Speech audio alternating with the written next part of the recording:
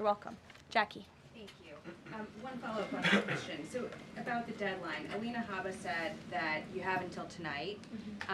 Elon Musk said a failure to respond a second time would result in termination. So is that a real deadline? Should federal workers be looking to that guidance, or should they be looking to the agency heads? Like, what is the actual deadline?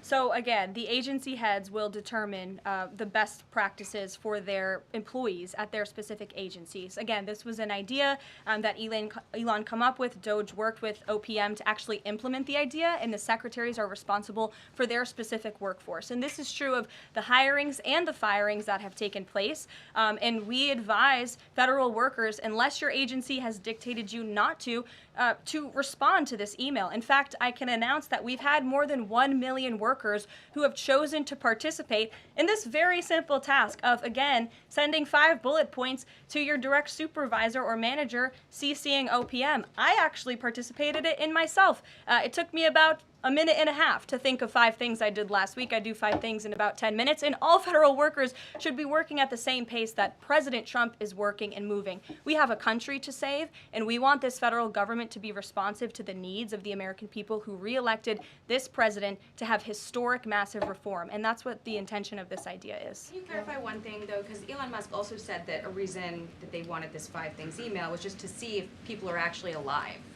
Citing that there are some federal workers who might not even be alive.